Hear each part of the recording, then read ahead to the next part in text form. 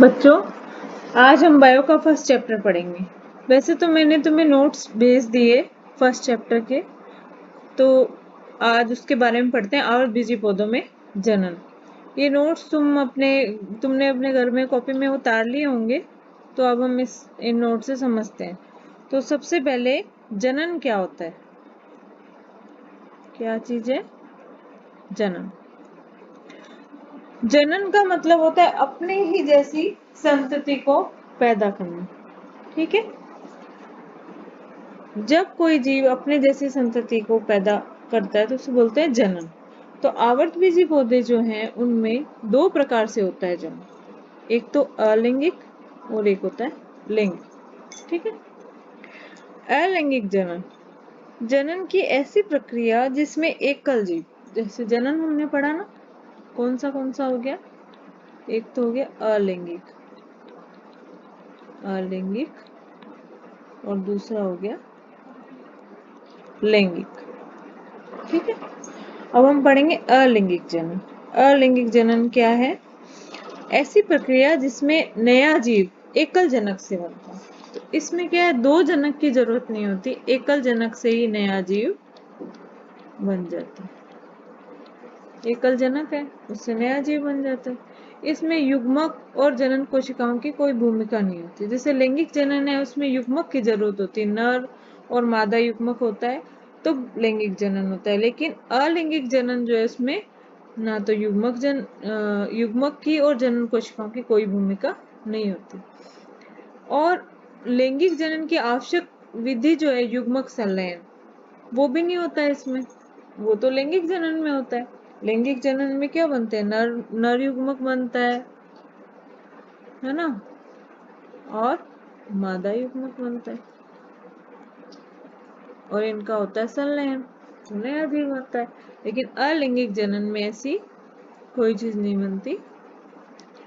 तो इसमें जो संतति पैदा होगी वो आनुवंशिक रूप से कैसी होगी?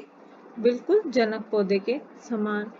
क्योंकि जब दो अलग अलग जीव से सेल्स आएंगी ही नहीं, तो उसके अंदर चेंज तो होगा नहीं।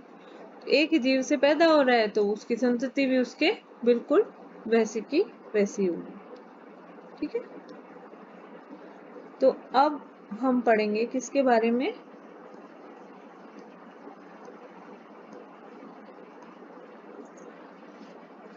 अलैंगिक जनन के बारे में। ये क्या है, दो प्रकार का होता है।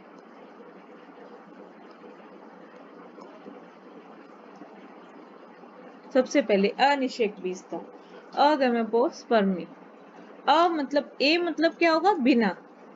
हम क्या पढ़ेंगे अभी? अनिषेक बीजता।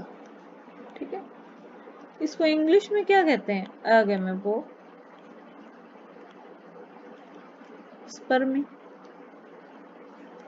ठीक है, अगैमेटोस्पर्मी में जैसे ए का मतलब क्या हो गया? बिना। ठीक है, और गैमस क्या हो गया? निषेचन। गैमस का मतलब निषेचन। और स्पर्मा क्या हो गया? बीज। बिना निषेचन के बीज का निर्माण, यानी इस प्रक्रिया में युग्मकों के संलयन के बिना ही बीज का निर्माण हो जाता है। ठीक है, तो ये कितने प्रकार का होगा? ये कितने प्रकार का है देखेंगे अभी।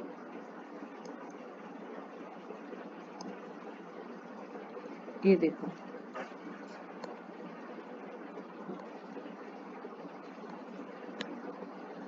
कायिक जनन। ठीक है, सबसे पहले पढ़ेंगे कायिक जनन या कायिक प्रवर्धन। तो कायिक प्रवर्धन,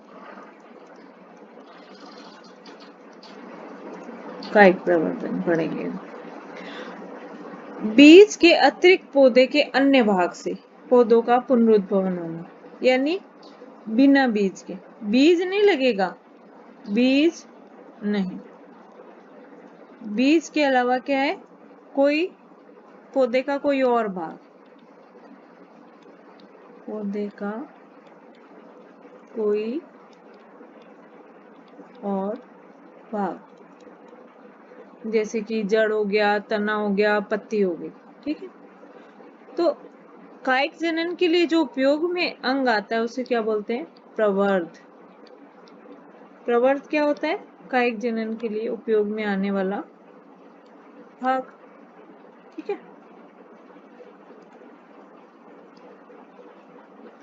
अब देखो, कायिक जनन दो प्रकार का होता है। एक तो प्राकृतिक कायिक जनन और एक हो गया कृत्रिम कायिक जनन। एक तो पढ़ लिया हमने प्राकृतिक कायिक जनन, एक है कृत्रिम कायिक जनन। तो सबसे पहले हम पढ़ेंगे प्राकृतिक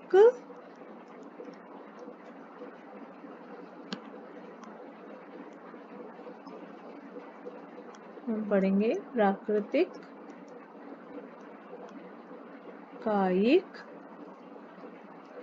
जनन। ठीक है, ये क्या है?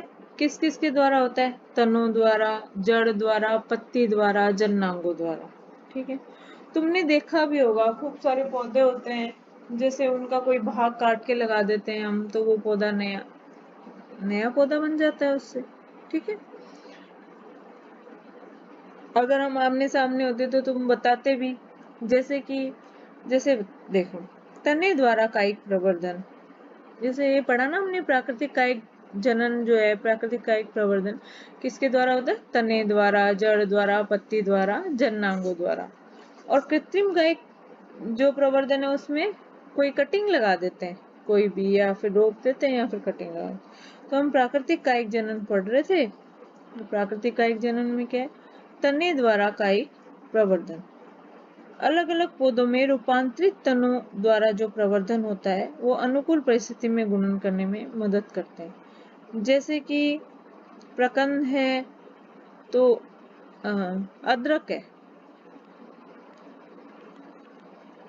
अदरक। अब बताओ, अदरक में तुम क्या लगाते हो? अदरक जो होती है उसको कोई पीस काट के जमीन में लगा देते हो, टुकड़ा, तो वो लग जाता है। तो वो जो भाग है अदरक का, जिससे कि वो एक्चुअली में क्या है, वो तना होता है उसका, उसे बोलते हैं प्रकंद।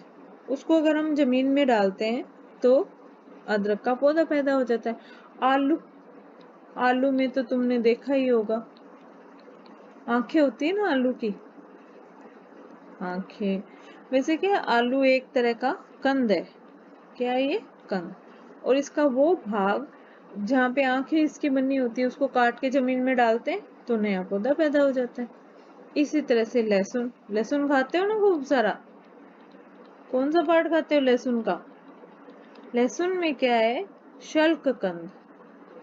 ठीक है, लहसुन की जो कलियां होती है ना खूब सारी, ऐसी होती है, ऐसी या ऐसी, ये यहाँ से उग जाती है।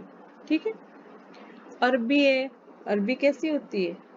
ऐसी, ऐसी होती है, ऐसी कुछ कुछ ऐसी, ऐसी अरबी होती है। ये हो गया घन कंद। ठीक है,